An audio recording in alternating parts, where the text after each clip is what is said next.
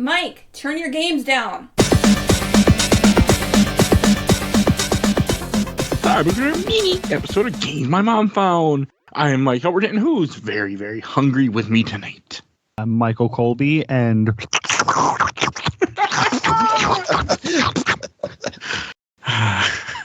was great. yeah, that's it. I'm Zach from Absolutely the Best Podcast, a work in progress, and I am an alien space monster reconstituted into human form. And I'm Joe Larrey, and I don't have an opening, but Zach just took mine. Sorry. No, So we are here to talk about Carrion, developed by Phobia Game Studio, published by Devolver Digital, and came out originally in 2020. I thought it was older than that for some reason, except that is 4 years ago. Oh, God. Jesus. The dark times. Yeah. I know, it's just, whenever I think about 2020, my experience was so different than everybody else's, because I was at work every day. Oh, yes. Yeah, I was also at work every day. Yes, so was I. Yeah. I'd rather have been at work every day. I had my 2 kids at home.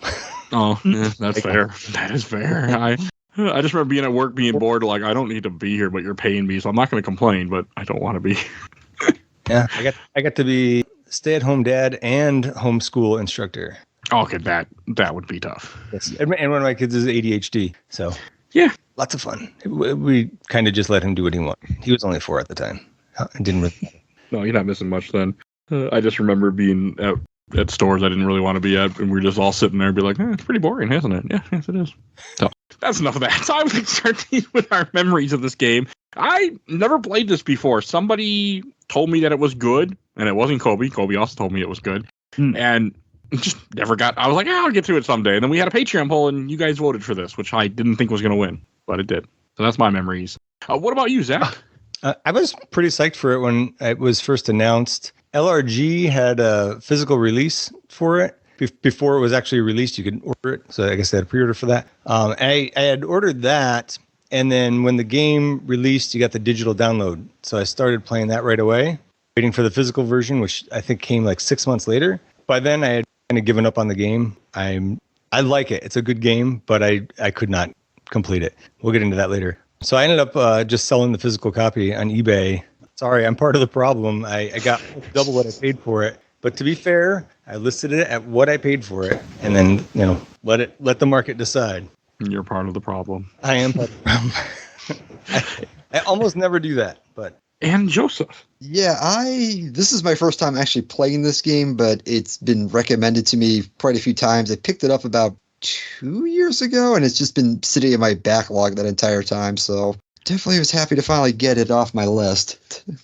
And Colby. I played this game right when it came out. I mean, this is one of those that, Metroidvanias are like right in my wheelhouse. Playing as the villain, also right in my wheelhouse.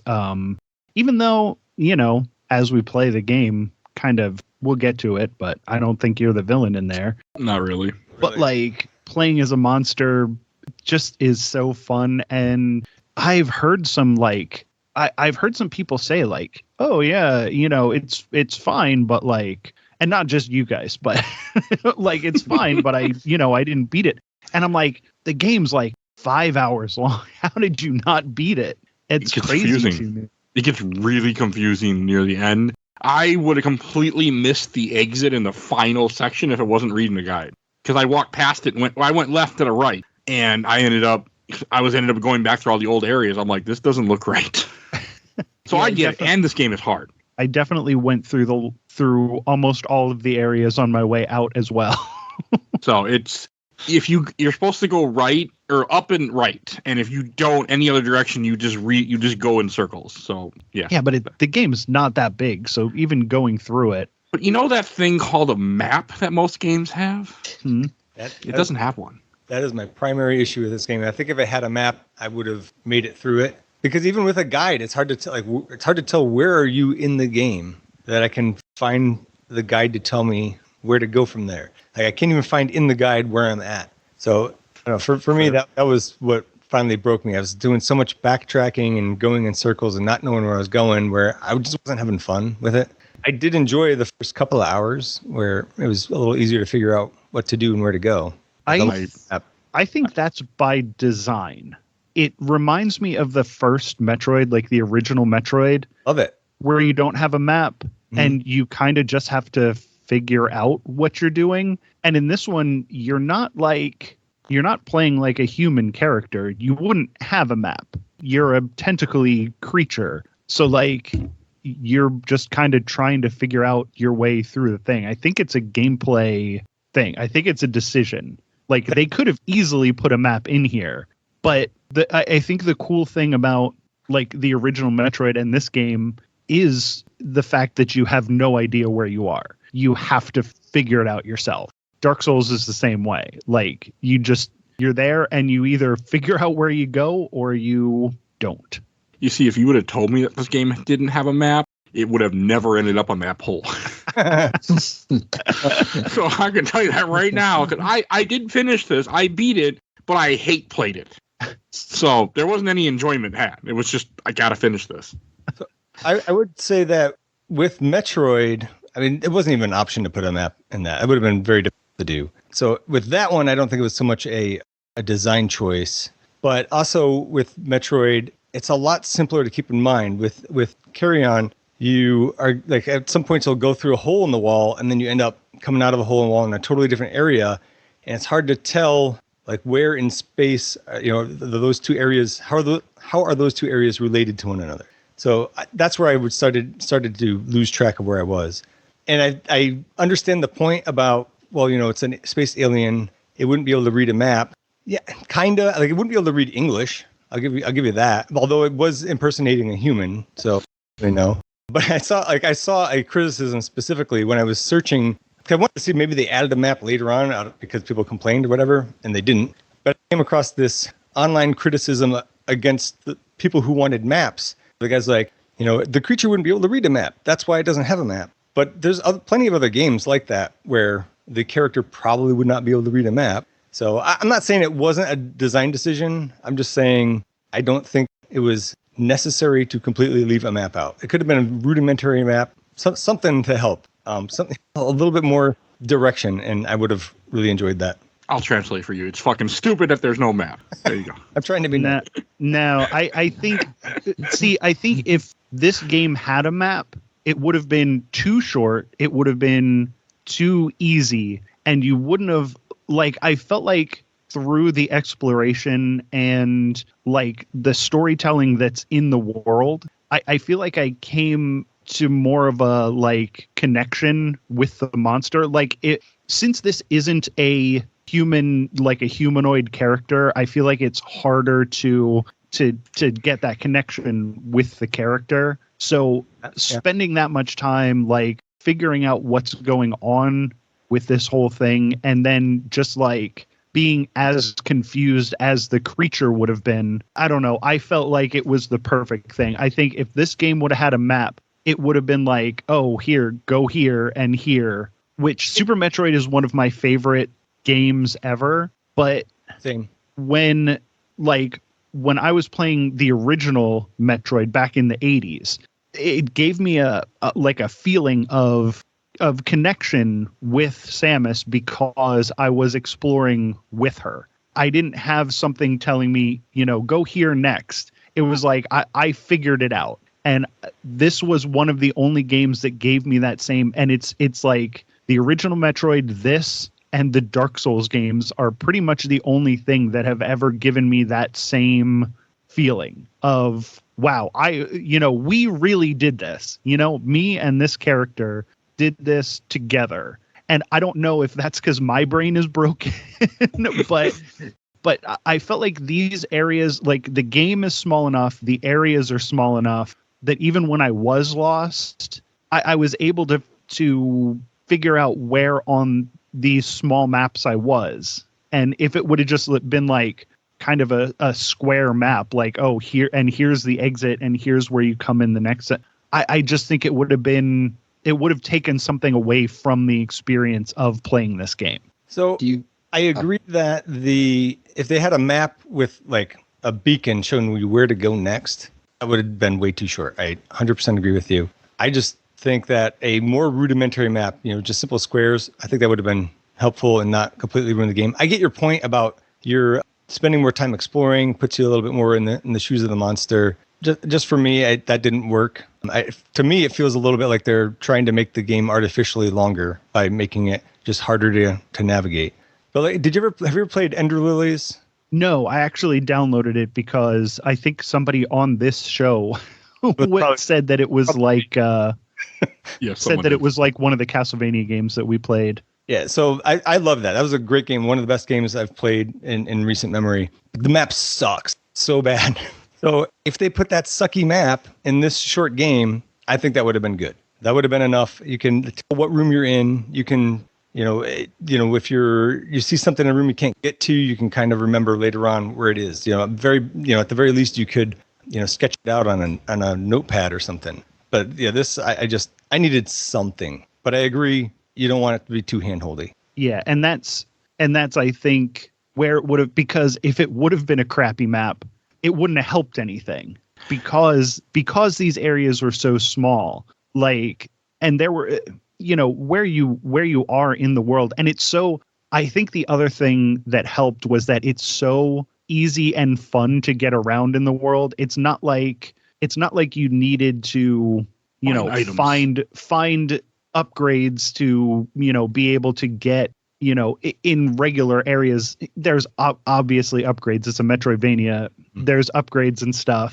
but you get around the map so fast that backtracking didn't feel terrible to me. It felt like, oh, well, this is a little bit annoying, but I'm not that far away from where I was to begin with. And I think even, if it would have been a good map, it would have been too easy. And if it would have been a crappy map, it wouldn't have helped as much as people might think, I think, because of the small areas and how quick you get around. Joseph, what do you think about the map? I do agree with Colby that it was an intentional gameplay decision, and it does make it more immersive, I think. But I also believe giving players the option to toggle it on or off would have been a nice compromise if people did want that option. Another area that I have an issue with, though, with no map, though, is that every environment in this game looks identical to each other. So there were points where I was getting very confused. I couldn't remember if I had been there or not. Yep. Because I know we keep referencing Castlevania and Metroid games. And I remember the environments in those areas are very distinct from one another. So you can always kind of remember where you've been, or helps mitigate not having any sort of map. And I felt like maybe if the environments weren't just all generic science lab room 101, it would have helped mitigate the issue with the map. Just a stripe of colored paint on the walls or something. This area it's always yellow, and another area it's always blue, and another area it's always green. Just something to help visually distinguish the areas from another. That was another complaint I had totally skipped over. That without the map, everything looks the same. Mm-hmm. I get where you. I don't like there's not a map, but to play devil's advocate for our conversation, if it had just even a map where I knew how areas connected a little bit more, I could have lived with something like that, knowing this area connects to this area. I don't, but I wanted my squares. I wanted my squares. Yeah. That's when you say Metrovania, I'm like, oh, squares. And when I found out there were no squares, I went, fucking A, what am I playing? So, the game itself in the beginning, I didn't have a problem for the most part figuring out where to go. It's near the end of the game because I follow the philosophy of, are there enemies in front of me? Yes. Go that way. Are there enemies? No enemies. Well, I might have already been here. Yep. And I followed that philosophy, and I would hit I think it was left trigger, one of the buttons on the left side. I beat this game a week ago. And it would say, here's one of the portals. And I would follow the idea, okay, I see a door and I see tentacles grabbing the door. Oh, I open that door, I'll go there. This is the door that just popped up. This must be where I'm going. But it was near the end of the game when I had to use a guide and follow it word for word because I was confused as hell. But that was the very end of the game for me personally. I wasn't having fun. Yeah, there was your breadcrumb trail was your sonar thing that did let you know where stuff was. Still on a map. I really think, I'm sure, I don't know anybody who made this game or anything like that, but they had to have tested this game with a map and took it out for a reason. I really think that a map would have ruined this game for the type of person that this game is for, which is me. Like, personally, this game was for me. I can definitely see people not liking it as much as I did, but I'm sure they can't have not tested it with a map and then said, we have to take this map out because it's either too easy or something. You know, do you know what I mean? Does that make sense? Yeah. I feel like this game is for a specific type of person, and it's probably an older type of person who grew up with NES games, because a lot of those games had all of the, like, everything that you had to do was in the instruction booklet. And if you were like me and grew up kind of poor, your games all came used in a sleeve with no box and no internet and no instruction booklet. So you had to either figure out how this game worked or you weren't going to play the game. Star Tropics would have been a bad one to have in that case. Star Tropics, I think that's why I didn't like Star Tropics. I grew up fairly poor, and I'm damn near 50, and I was playing the NES games just like you. And I agree with you on the point about the games in that time. Plus, those games could not be very big. I mean, how long does it take to get through Metroid if you're really speeding through it? Like a lot less than this, right? You do it in an hour and a half or something. I didn't look up the speedruns for that. Yeah, I don't. Speedrun with sequence breaking and all that. It's really fast, but I feel like a speed run of this is probably pretty fast. It has to be. I usually look it up, but I thought it'd be too fast, so I'm just watching somebody do a long play as we talk. 18 minutes. Oh my God. It's got to be some kind of glitch that they're exploiting. 1 hour and 4 minutes if you do the whole thing. Okay. My God. Also, so on speedrun.com, the record is 17 minutes and 9 seconds. My God. I'm always impressed by what people can do with speedruns. Besides the map issue, I mean, it is a cool game. I don't consider this a Metroidvania because I don't have a map. I guess that I'm being biased, and this to me felt more like a puzzle game. Maybe I'm the only one that thought that, but when I approached a room, it was like a puzzle. How do I kill these guys and not die? But then maybe every game can be a puzzle game in that mindset. But that's how I felt with this game. Like a strategy game. It was for me. Yeah. I mean, I suffered in this game. There were a couple parts where I'm like, I don't think I'm going to beat this because fuck this game. Like that was said out loud many times. I was getting angry. Yeah, no, this game reminded me a lot of Hotline Miami because it has sort of the same kind of thought process. Yes. Going into it. Yeah. I'm sorry. I didn't mean to interrupt you. When you said Hotline Miami, I was like, yeah, you bust open the doors and you kill everybody inside. But this isn't like Hotline Miami. If you get hit once, you don't die. True. So when you kill somebody, you eat them to get your health back. So I feel like. But it doesn't always refill your health, does it? Or I was doing something wrong because he would grab a body, start to chomp on it, and then just throw it back out. If they have armor, you have to chew through their armor first. Yeah. So I would keep chewing them because I'm like, the body's here. I'm going to keep chewing to see. And then it's like, you wouldn't eat them. I'm like, this is getting annoying. I also am watching a playthrough, and I'm like, oh, this guy played completely different than I played. He was shooting the webs at people. I'm like, yeah, I didn't do any of that. Yeah. You have to. It's one of those where it gives you a bunch of tools, and you have to use the tools or you're going to have a bad time. You can still beat it, though, without using the tools. Oh, yeah. No, you totally can, but you're going to say fuck this game a lot. That's what happened, yes. The tools that the game gives you. It's a lot like Elden Ring. Like, people are like, oh, Elden Ring is, too hard or whatever. And it's like, no, you're trying to play it like a Dark Souls game. Like, I suspect that you were trying to play this as a Metroidvania. Yes. And it's a little bit different. It gives you the tools and it lets you, it'll let you do it without the tools, but you're going to have a worse time doing it without the tools. And by the way, a Metroid speedrun is 9 minutes, 12 seconds. Oh, crap. I don't like Metroid style games as much. I like the veiny of Metroidvanias more. I like knowing that I'm going to get HP and other stuff for my trouble and I'm stronger. I don't like it when I'm not yes, I'm getting stronger when I get upgrades, but like I actually want to be like, okay, if I sit here and just grind for 2 hours, I will get stronger. I can buy items. I like that method more. That's why Bloodstained is probably one of my favorite games. That's just me when it comes to this genre. Like that's why I'm on the opposite side of that. I'm a Metroid guy. That's why I struggled with this game a bit. Also, I like having a map that I can put, oh yeah, I can't open this, I'll come back to this door later. When it wasn't that, like, oh yeah, look, boards. Oh, I can break boards. I'm not gonna go try to find those wherever they were because I don't want to get lost. So to backtrack a second, I've got good news for Mike and bad news for other Mike. Good news for Mike Albertin, bad news for Mike Colby. The game I was talking about before, Ender Lilies, it is a little bit Vania-y. Like you can just grind and get HP. But I love that. It's a great game. And I'm much more of a Metroid guy than a Vania guy. Oh, no. I say I'm a Metroid guy as a guy who's been playing pretty much nothing but Castlevania for the past like 3 months. Okay, I got the Advance and the DS collection, and I just bought Mirrors of Fate.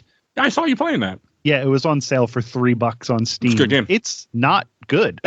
I like that game. It's a bad game. But I'm going to play through it because it's a Castlevania game. And it's also if you play the other Castlevania, it's a good connecting to the story, but the 3D ones. Yeah, it for a side-scrolling Castlevania, it feels sluggish to play. I'm not enjoying how it feels to play. I can't remember it. It's been a long time. That's the one on the 3DS, right? Yes. Yeah, it's the one connecting Lords of Shadows one. Yeah, the two Lords of Shadows games. Sort of connects to. But you play as the ugliest version of Simon I've ever seen. Well, to be fair, things don't end well for him, so it's okay. Okay, well, he looks like a literal orangutan. He'll change later. Don't worry. Okay, so let's get back to Carrion. I mean, I like the idea that you kill your enemies and eat them to regain health. I didn't like that they had guns because they hurt me. I mean, again, it's a game. It wouldn't have been a game if you didn't have guns. But I was like, I really don't like you guys having guns. I really don't like it. I found out, especially when they had shields. When I first fought the shield, I'm like, I don't like this. And then when they got the flamethrowers, I'm like, I really don't like this. Ooh, the flamethrowers are not my friend. But like, I don't think I didn't use items as much as you can. Sometimes I would grab a door and throw a door at a guy, but not as much as I'm watching in this playthrough where they do a lot of that. I also didn't use some of the abilities you get, like the pushing thing. I only used that for doors that I had to break. I never used it in combat like they are in this video that I'm watching. Oh, yeah. No, the pushing is, I think, maybe the only thing that's like required to use, or else. Not required. Not required. Required to have a good time in this game. Okay, that's fair, but you don't need it to beat the game. I mean, you need it, but you don't need to use it for combat. You're gonna struggle because I fucking struggled in combat in this game. Like I did not like running into enemies. I did the method of I'd kill one guy, run back to the save point, save, then go back because they don't respawn. Yeah, that's how I beat this game. They don't respawn, so. But I had to do that method because I was just struggling with combat. Like they would murder me. We're talking about late in the game and I have all 3 forms, full health, and they would still, like, they could fuck me up. And Did you use like the invisibility of the spikes? What do you think? You listen to the show? Yeah, fuck. Valid point. I used the spikes sometimes. I didn't use invisibility. But no, I did use the shield when I got it. I would just run into them, hold down the shield, and just try to kill them before the shield ran out. It worked sometimes. I know I played this game wrong. I was also in a huge rush because I was looking at the schedule. I'm like, I got to play Assassin's Creed 4 the same weekend I record this, and I haven't even started Assassin's Creed 4. And I'm like, I should get some work done here. So that didn't help the situation. No. So that was also part of the problem, is that it was just timing was not good for me. And this game was like, I'm like, this game will be quick. It's 3 hours. Or 5 hours and how long to beat. I'll get through it quick. I'll have a good time. I love Metrovanias. And then the map issue, which we talked about enough. And like, I was not in a good mindset for this. I was also on vacation trying to play this game, and we were with friends. So my vacation went from, okay, my wife is going to take a nap or just want to chill, to my wife is going to chill, but my friends are doing stuff, so I should probably go. So I'm like, well, when am I going to play Assassin's Creed 4 and Carrion? So it was a little bit different than what I watched. Spoiler alert, I did it in time, but yes. We all knew that already. But it wasn't a fun, like, rush. So no, that game, I can imagine, would not be fun to rush. This wasn't either, by the way.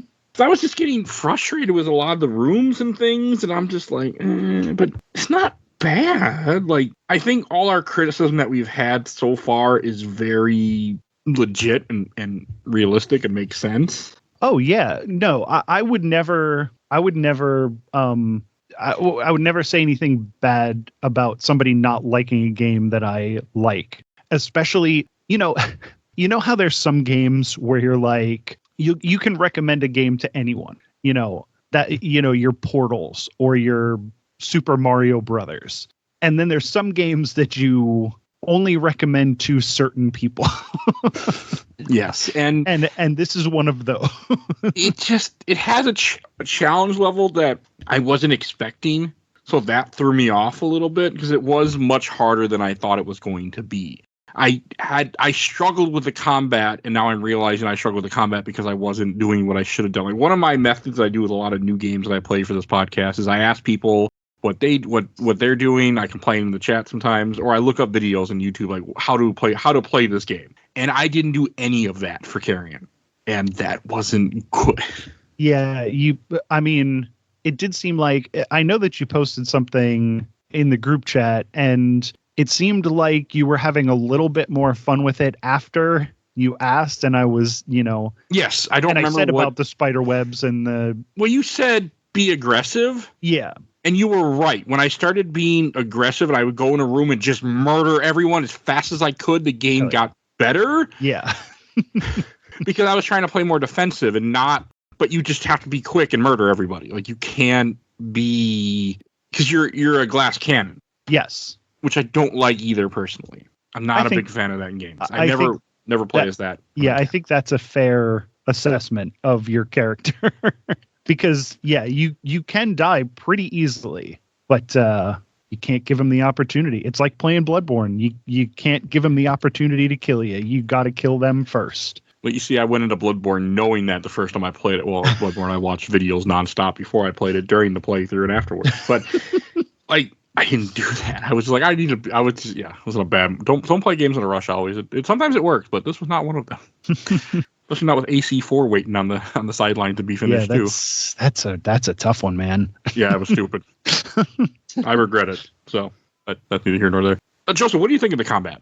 I actually enjoy the combat quite a bit. I think there's a lot of variety here. Like we mentioned, the spikes, the charge attack. I love when you get the ability to take control of people and then just start using their weapons.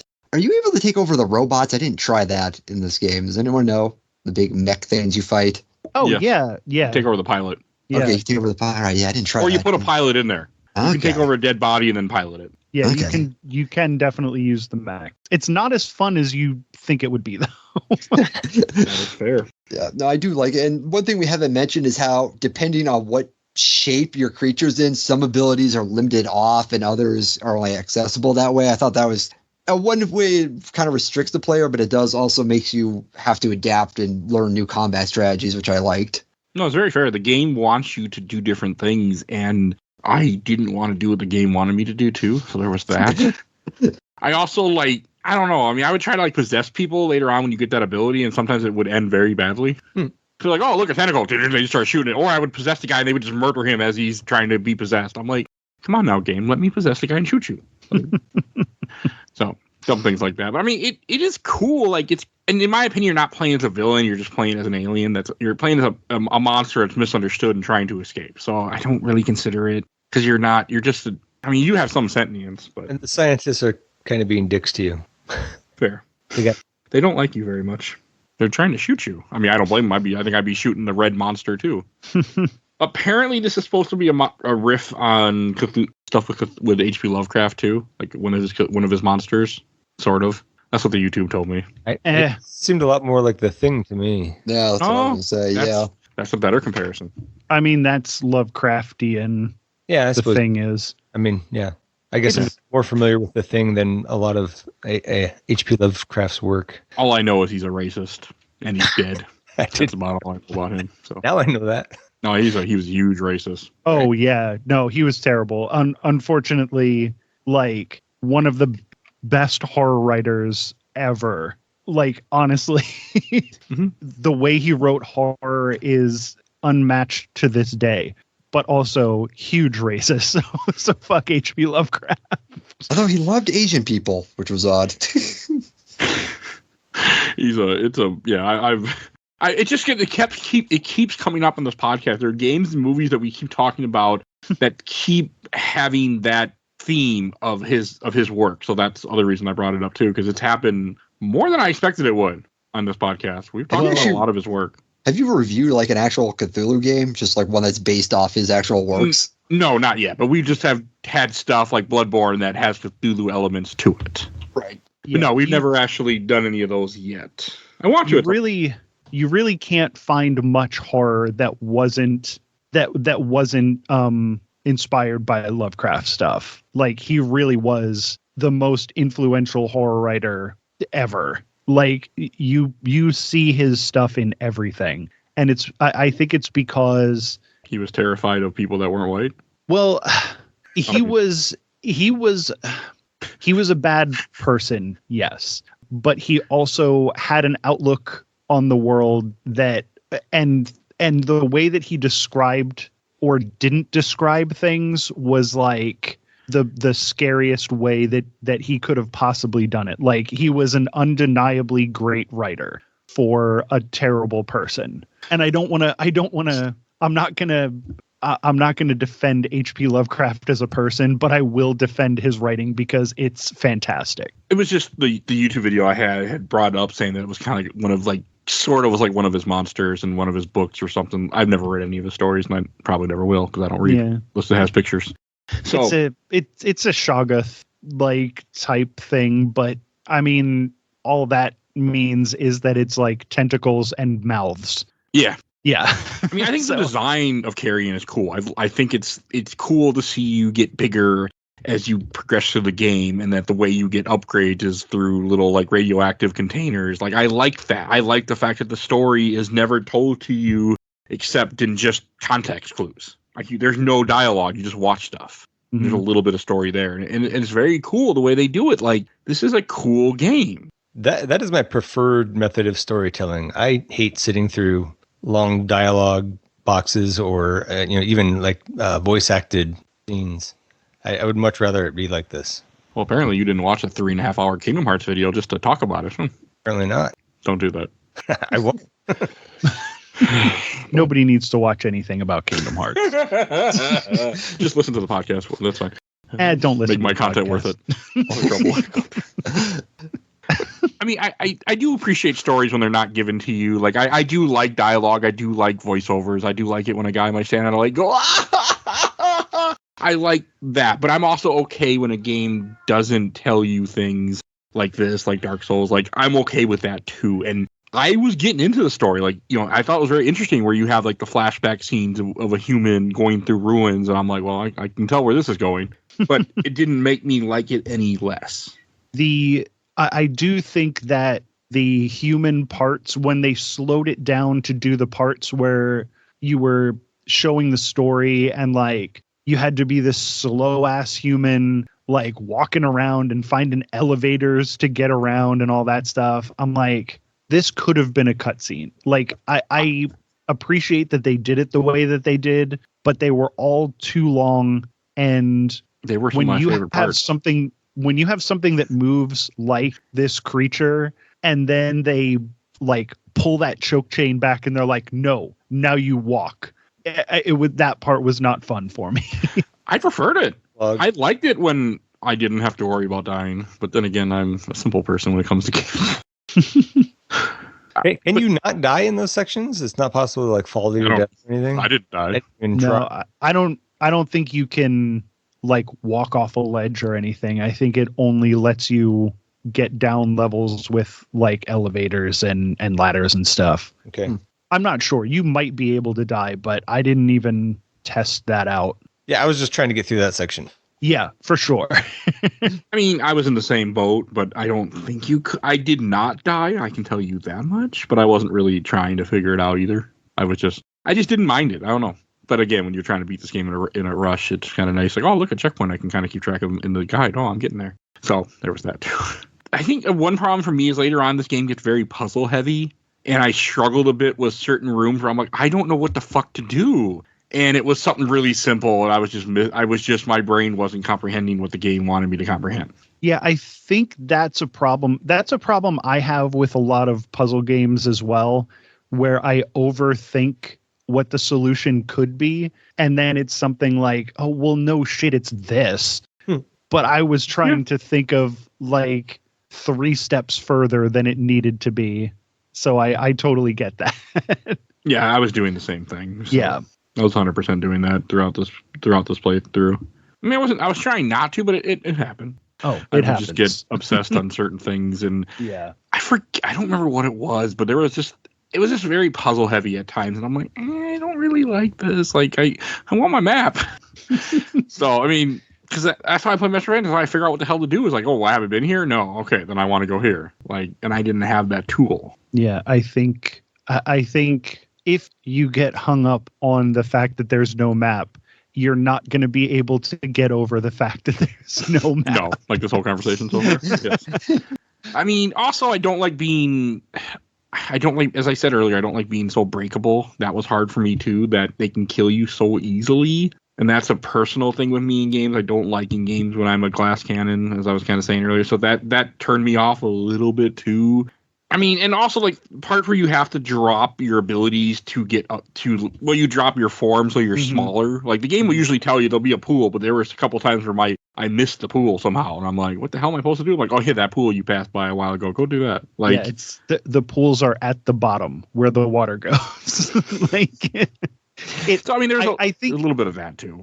And again, I think you said earlier, you went by where there was enemies and where there was no enemies. Well, that's that square is cleared and this square is not cleared. Yes. And the water is down at the bottom, like it's down at the bottom of the level every time. No, I would find it. It was just more of like, I didn't realize always I need to drop forms to use a different ability. And there were just the game is the map. It does give you the visual cues that you need. It just doesn't have those squares. And if you're hung up on the squares, you're not going to be able to get over the fact that there's no squares. But the game does tell you where you need to be. And then when the stage is cleared out, then it's not that big. So when you're running around, you have nothing to worry about except finding where you're supposed to go. And again, that's the map. That's the language that the game uses. Just like you have to use the tools that it gives you to make it survivable, you have to use the visual language of the game to know where you're going. It's one of those. Again, I'm not like, oh, this is, whatever. You were wrong for not liking it. It's just the way that it clicked in my brain.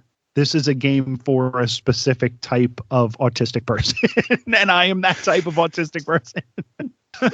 No, that's fair. No, there's never anything wrong. I'm always happy people enjoy what they enjoy. I think if I wouldn't have been so rushed and just busy, that I would have had more fun. Normally it doesn't bother me like with games. Like anyone listen to the show, no, I play games constantly and I do things, and it usually doesn't ever get to the point where it's overwhelming. It was overwhelming for this week, and it was not a nice feeling, and that is unfortunately colored my opinion of this game. But also, I was expecting a game that it wasn't. I came with expectations, and that was also my problem. My expectations weren't met, like a map. Yeah, I've definitely, and I've been guilty of that as well. It's usually with movies for me when I go into a movie with expectations, and then I'm like, well, this isn't what I thought it would be. I hate this movie. So I totally get that. And also, if I would have to play any other game while I had to play Assassin's Creed 4, I would have hated probably both of those games. You see, that's why somebody put Mega Man 11 before Assassin's Creed 4, so he had extra time, but then he went and took that time and just did nothing with it. So that didn't help the situation either. Actually, no, he didn't do nothing with it. He played Vampire Survivors for a week instead. Thank you too for that. Sorry, that was my fault. It was. You kept talking about like, and then it was even before they announced the Castlevania deal. But yeah, I think the world of Carrion is cool. Like the way, I mean, everything you see and the way as you travel through this base that you're in essentially, and The pixel graphics I felt worked very well too. Love the graphics in this game. They're good. That was definitely a highlight for me, and the music too. A lot of it's kind of just atmospheric, but This game had music? Jesus, I knew that was coming. Well, to be fair, I played a good hour of this game in the back of a car while we were driving to a haunted house place. So well, don't you just listen to podcasts while you're playing games anyway? sometimes, but I was with other people that were talking to me. So, Well, there's your problem. I was on a trip. Like there was one night where I was like, I should play Assassin's Creed 4. My friend's like, hey, let's go out to the bar. And I'm like, I don't have to drive. I could drink, but Assassin's Creed 4. But I went out with my friends and we went and got drunk and it was fun. And I had a great time. But I was like, but Assassin's Creed 4. So I did get drunk off my ass too. It was wonderful. I never had it where you get drunk and then walk to a Pizza Luce and eat a bunch of food and like, wow, this is really good. Food wasn't great, but hey, when you're drunk, it's wonderful. That was a nice experience. That's how crappy restaurants stay in business. They open near bars and they stay open late. Yeah. They were open until 1 a.m, so it worked out because we left the bar and then we were like, we're hungry. Yeah, that's the difference. But I mean, that just, again, it was a personal issue of mine because I was stupid. Like, it's not the game's fault. Yeah, I can it does affect my opinion, but oh yeah, for sure. I can definitely see it coloring your opinion of this game if you were rush doing it. I sometimes do feel bad for you because there's a lot of games that we play on this show and I'm like, man, if I had to play this in a week or 2 weeks or whatever, I probably would have hated this game too. Normally it doesn't bother me. But AC4 is also very bloated, so AC4 is very bloated, and that came out right at the exact right time for me to play it. But every time I try to go back, I'm like, ugh. I mean, this game is not bloated. It like I beat it in 3 hours. In my opinion, it's just long enough. It doesn't overstay its welcome. It doesn't. I wasn't like, oh, I want more. I'm like, no, I'm happy the game ended. Like, even beside the fact that I was in a rush, I was like, I'm happy because I had enough of this experience. Yeah, this is definitely one of those, I've said before that, I don't like Hollow Knight, and it's because it goes on for too long. There's a length that I think Metroidvanias need to be, and it's between 5 and 15 hours. Well, this misses one of those. When you said like Hollow Knight, I was about to argue with you, and then you said because it goes on too long, and I realized I never finished it. Yeah, it's you are correct. So Hollow Knight also takes you and beats you down and shits on you and pisses on you and throws you back in there. So that is not my problem with Hollow Knight at all. The combat is great. I like the way that they make you draw your map. I like everything about Hollow Knight. It is 400 hours long, and I can't be bothered. Iconoclasts was the same way. I really liked Iconoclasts. By the time I was done with it, I was like, this was twice as long as it needed to be. And that's all it takes for this type of game.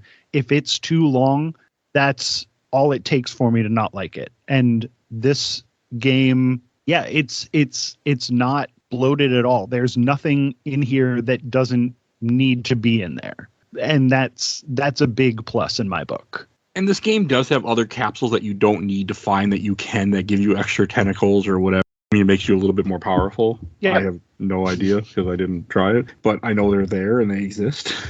It was just not something that I messed with. Yeah, you can definitely make yourself not overpowered. I didn't ever feel overpowered, but I never felt like I didn't have the tools I needed to get through a room, even when, because make no mistake about it, those rooms with the mechs in it, especially towards the end when there's like 3 mechs and 4 flamethrower guys, and it's just huge areas full of the most deadly dudes you've ever seen that kill you in like 2 or 3 hits. But if you've even found a couple of extra power-ups, I never felt overwhelmed, like I'm never going to be able to beat this room. So even if I did die a couple of times, it was like, all right, well, this is what I did wrong. And that's another thing that I love in a game. Like, I don't like a game. I love a hard game where once I die, it's what did I do wrong? Not well, that was bullshit. I never felt like, oh, that was bullshit. I always felt like, well, if I would have done this differently, I could have, done it. And then as long as you can do that thing, I was always okay. It is one of those. It is one where you have to execute, but you also have to execute because if you don't execute, there's nothing you can do. You have to learn it, figure out what you need to do, and then actually do it. Joseph, what part did you drop out of for this game?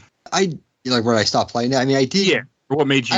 I did beat this game. I kind of just willed my way to beating this game. Good job.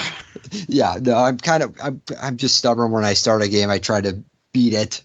Go high five. I do the same thing. Yes, but no, I did play this game. There were moments though where I was like, I'm getting really frustrated. I should just quit. I would just take like a little break and then come back to it.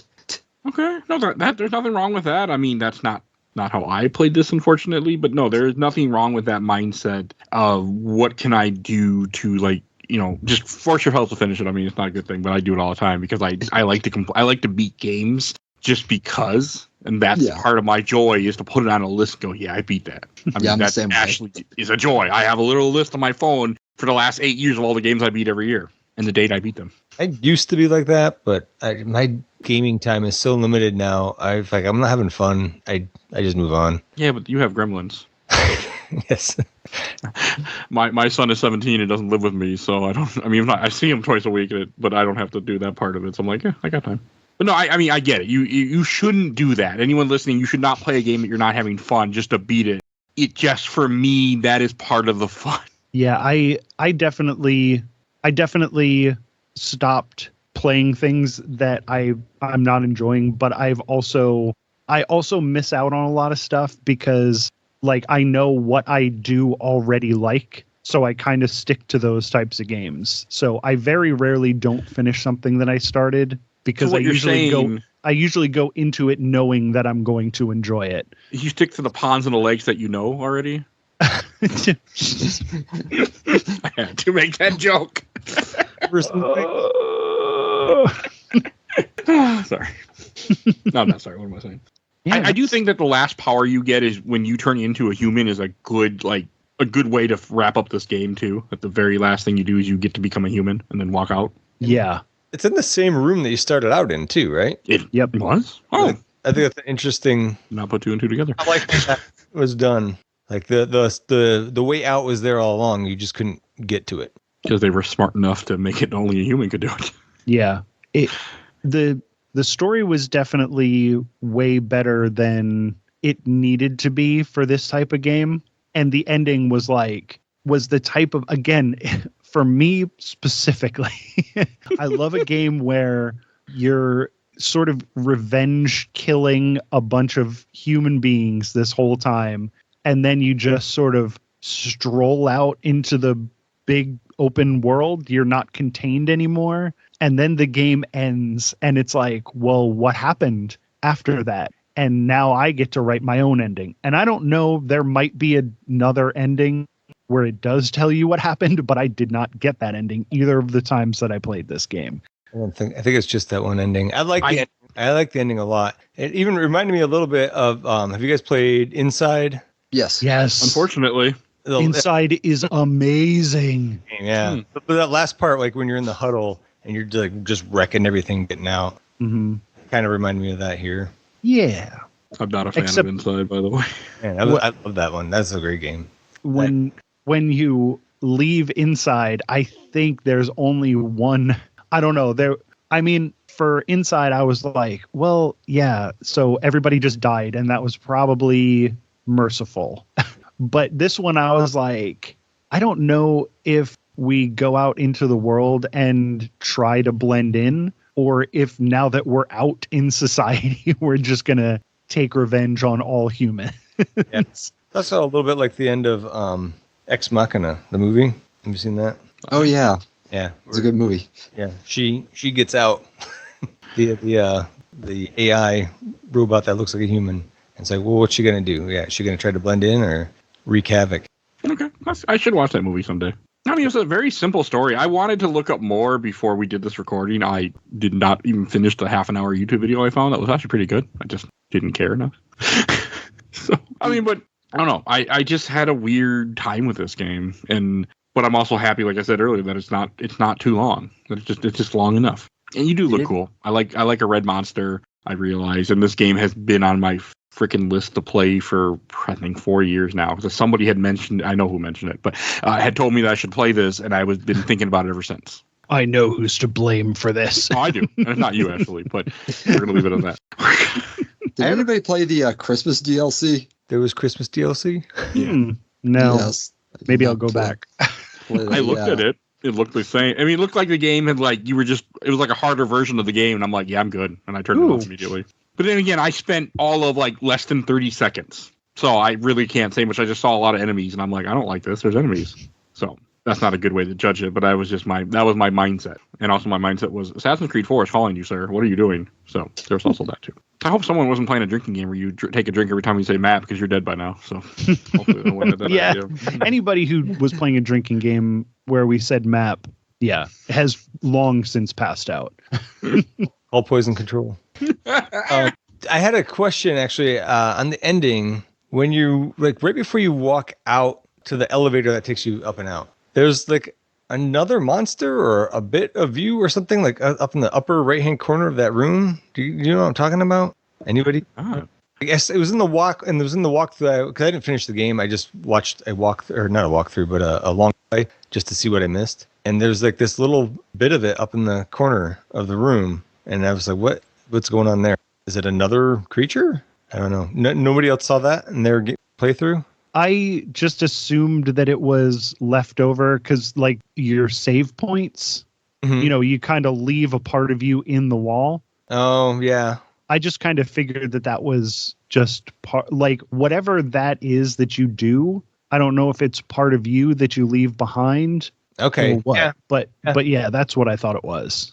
Okay. That could have been it. But That's a good way to put it. I didn't think about. I mean, I didn't even see it, so I'm watching the video right now and I don't see it either. But I mean, I do like the fact that you leave yourself all over the place and that you're just taking over this base and just wrecking it. I do like stuff like that. Oh, I see now. You run through a room with capsules, but the capsules are empty from what I'm seeing. But yeah, that's why it was so. It was such a cool ending because well, what about all of that stuff that's still in the wall? Is that because you left? Can you still control that part of you, or is that still part of you? Is that just going to die? Is that going to be able to get out of the facility? Who knows? So even if you did try to blend in with society, those parts of you might still make it out because there was nobody to guard that thing when you left. So yeah, they're all fucked. Yeah, so whatever happens with that stuff, unless that can't live outside of whatever's controlling the creature, which I assume left in human form, that stuff can get out, and maybe it's like a Venom type thing where it finds a new host. If you're gonna try to blend in with society, it's gonna have to learn to read a map. There we go. Now that it's escaped, it will. Well, I mean, the world is not okay. It looks like there's radioactive signs all over the place. I'm assuming that the world that you go out to, which was all supposed to be Seattle, the internet told me because it does have the Space Needle. That they're all fucked. It's not a good place. No, I do like a post-apocalypse where you don't really know what happened either. It's not like Fallout where you know exactly what caused the apocalypse. It's just, well, something happened here. But that's not the story we're telling. We're not telling the apocalypse story. We're telling the alien story. I mean, the alien is not. I mean, it's the protagonist, but it's also not really the villain because the alien didn't. They did it to the alien. Yeah. I mean, they captured it and put it in this can, and bad shit happens. But is it the alien's fault? Nope. Well, it's so weird for me to be, going for all the humans are dead, but the alien's okay. But whatever.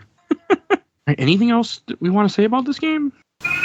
Apparently my cat does, you can hear that. But I'm surprised you can't hear my cats because they've been going insane. One of my cats has a thing where she finds one of her toys, she holds it in her mouth and then walks over to me and wants me to tell her she's a good girl. If you don't tell her, she will continue to make this cry sound until you tell her she's a good girl. Tell that cat she's a good girl. So, it's a good cat. She also is my mouser. Whenever I get mice, she's the one that murders them. So Nice. But then does she bring it over to you? I don't know. She left it in the house with the mouse in one spot and the guts in the other spot. Yeah. My wife was not okay. I was like, oh, what is this? This looks like vomit. And then realized, oh no, these are guts. The mouse is over here. Not happy. That. I mean, nature. I don't like when mice die, but if you get killed by a cat in my house, well, you had it coming. So Watch out for worms then, Yeah.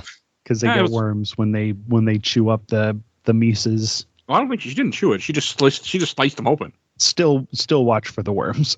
It's been a while, and I haven't seen any worms. Okay. I fixed my mouse problem. Apparently, there was a hole in my wall. So that's filled now. Where there was like a pipe came in, and there was like a little bit, and they were just running up the pipe coming into my house. And the exterminator was like, "Yeah, you need to fix that." And I'm like, "Well, thank you for letting me know. That's why I paid you. I'll fix it." And then I fixed it and canceled the contract. But yes. All right, anything else about Carrion besides me talking about mice? All right. No, I think we got it. It feels great to play. It's the perfect length. You don't need a map, and it has a great ending.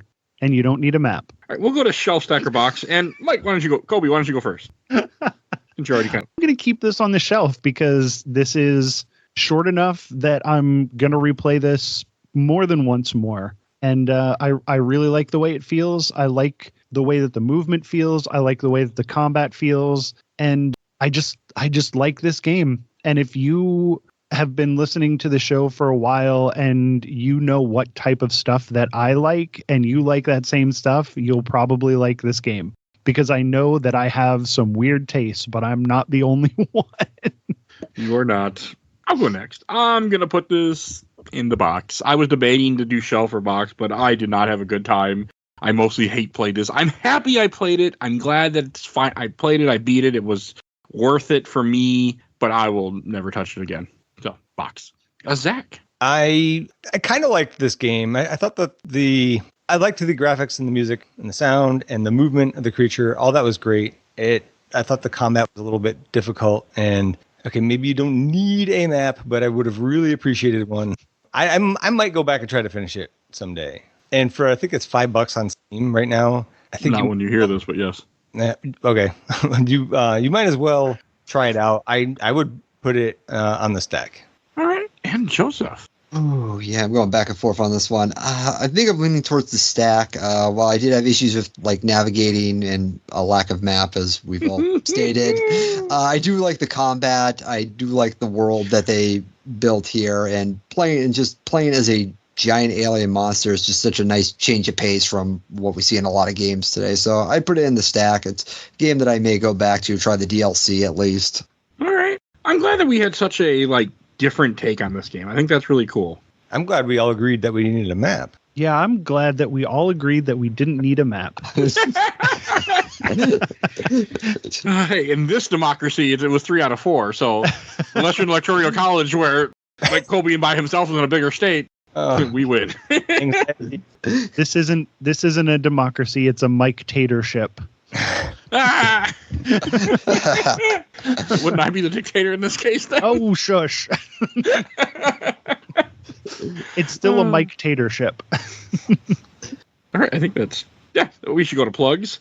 And Brain. Colby, where can people find you at? Oh, you can find me if you search your podcast application. If you put my name in, you'll find a lot of my guest spots and also my podcast, Jack Billings Presents. The new season will have started by the time this comes out. It's called Jack Billings Presents King of the Big House. And if you like crazy, convoluted, hard to follow stories about insane people who may or may not be ghosts, Frankensteins, aliens, check out Jack Billings Presents. Or if you want to hear two also insane people talk about JoJo's Bizarre Adventure, you can listen to This Bizarre Adventure. You won't find me on social media because I hate it. Fair enough. And Zach. You can find me on Absolutely the Best Podcast, A Work in Progress, where me and my co-host George are discussing and stack ranking the MCU movies. We just released Ant-Man 2. We have Captain Marvel dropping in, I think, a week. But we also started a second series we're calling MCU Adjacent, where any one step connection to an MCU movie is fair game. Then we've done Shaun of the Dead, and we just did Slither. So if any of that appeals to you, search Absolutely the Best Podcast or Work in Progress pretty much anywhere, and you'll find it. And you will see a link in the show notes to that. And Joseph, do you have anything to plug? No, if you could just find me on previous episodes of this podcast. All right. And if you enjoyed this episode, there's over 700 episodes of this podcast. We do movies, games, TV shows, all sorts of content. Go check out our giant catalog. If you want to support the show, we do have Patreon for $1 a month. You can vote in our Patreon polls. We have 1 to 2 polls a month, so definitely a great way to support the show and help affect the show. And if you want to be on the show or chat with us or suggest things that I will eventually get to, I promise. We have a Discord, so join our Discord. We're always happy to have new people talk with us, and I'm always happy to get new people on the show, too. All right, I think that's everything I need. Oh, yeah, and want to give shout out to my awesome intro and outro, Crazy Helena at Hell Has Fury. Follow her on TikTok and Instagram. Definitely go check her out. And also want to give a shout out to Bill Tucker, the Gamer Looks For You. Definitely go check out his show too. Where he's currently he's still talking Final Fantasy. It'll never end. So definitely go listen to him too. And please follow us on Facebook, Instagram, Twitter, Threads, Blue Sky, YouTube, TikTok, rate and reviews wherever you get your podcast. And that's everything I need to say. So we will see you guys all next time. Bye, everybody. Bye. Bye.